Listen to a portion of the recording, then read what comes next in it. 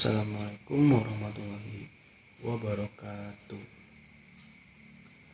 Di sini saya akan membuat tugas video pembelajaran tentang pedosfer permukaan tanah.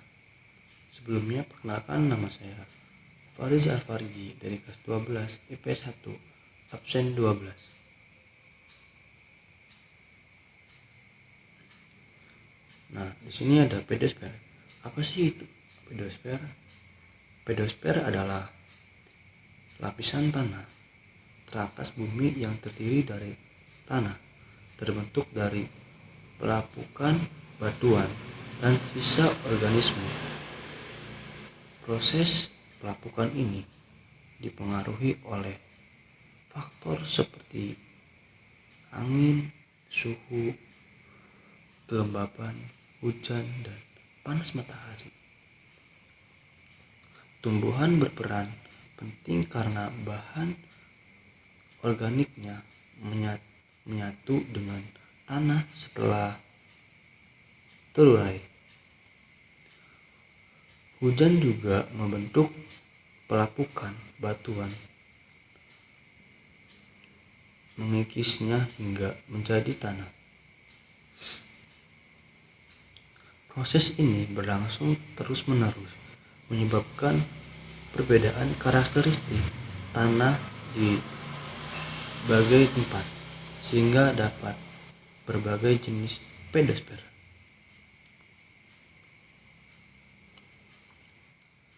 Nah, di sini ada jenis-jenis pedosfer.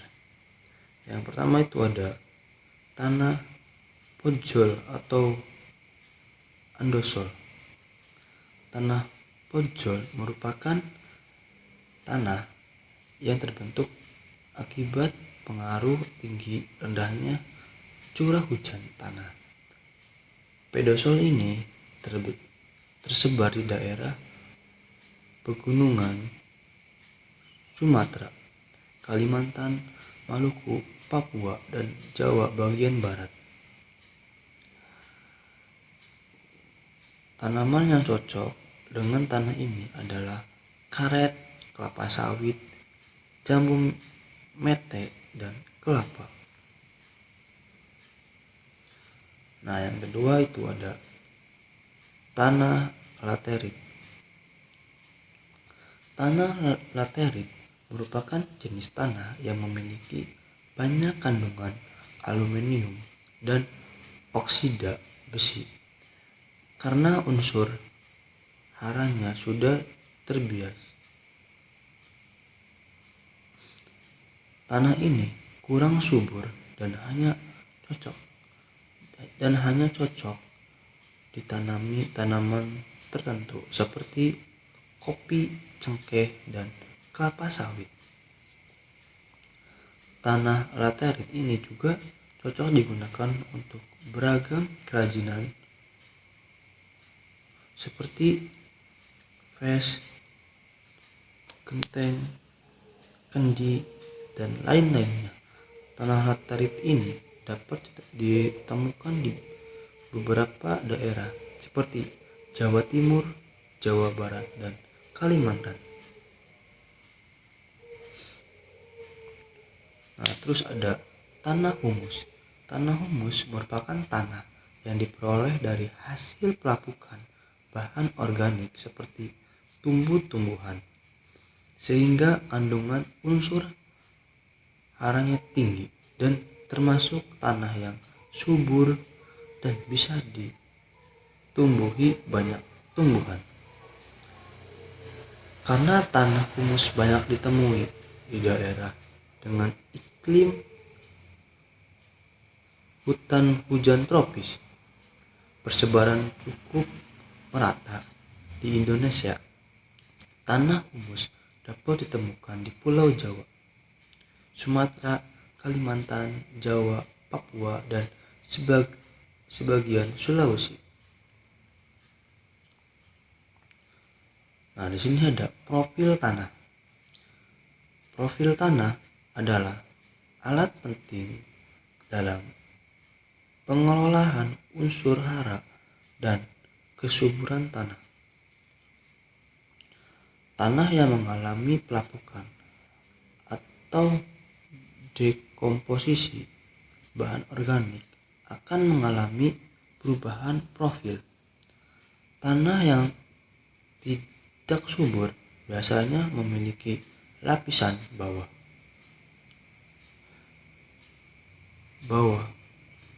berwarna terang karena unsur haranya larut, sedangkan tanah subur memiliki lapisan permukaan yang kaya bahan organik. Tanah merupakan campuran air, udara, mineral, dan bahan organik yang menutupi sebagian besar daratan dan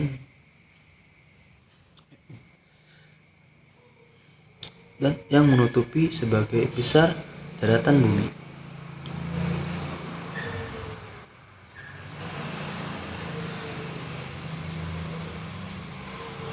Kedalamannya bervariasi dan tidak ada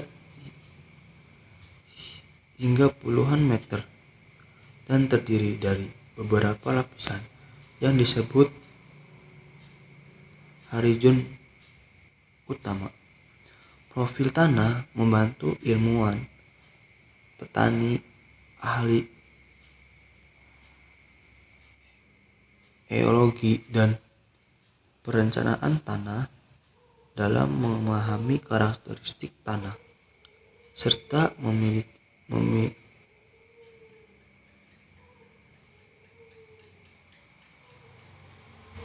memaksimalkannya terhadap berbagai penggunaan. Nah, di sini juga ada komposisi tanah. Ladang kosong di komposisi tanah merupakan aspek penting dalam pengolahan unsur hara.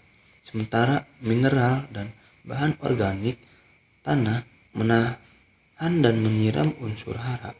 Air tanah merupakan sumber unsur hara yang siap diserap tanaman. Udara tanah juga berperan penting karena banyak mikroorganisme yang hidup di dalam tanah membutuhkan udara untuk menjalani proses biologis yang melepaskan unsur hara tambahan dalam tanah. Komponen dasar tanah adalah mineral, bahan organik, air, dan udara. Tanah pada umumnya terdiri dari sekitar 40% mineral, 50% bahan organik, 5% bahan organik, 20-30% air, dan 20-30% udara. Persentase ini hanyalah generalisasi. Pada kenyataan tanah sangat kompleks dan dinamis. Komposisi tanah dapat berfluktuasi setiap hari, tergantung pada berbagai faktor seperti pasokan air, praktik budidaya, dan jenis tanah. Contoh tanah longsor. Contohnya nih, tanah longsor di Lombok akibat curah hujan tinggi. Banjir dan tanah longsor terjadi di Lombok Barat, Lombok Tengah, Lombok Utara, dan Sumbawa Barat pada 9-10 Januari 2009. Bencana ini merusak 30 rumah, jembatan, pipa air bersih, serta beberapa LPTMH dengan total kerugian lebih dari 3 miliar dan menggulayani listrik bagi 1150 kakak Longsor terjadi akibat curah hujan tinggi yang menambah bobot massa tanah, menyebabkan pergerakan tanah di lereng lemah. Material longsor sempat membendung sungai sebelum jebol, memicu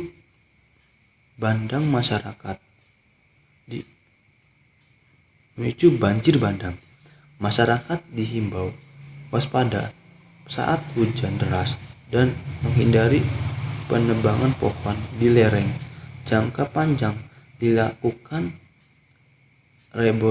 reboisasi dan pembangunan tanggul untuk mencegah bencana serupa. Nih contohnya nih.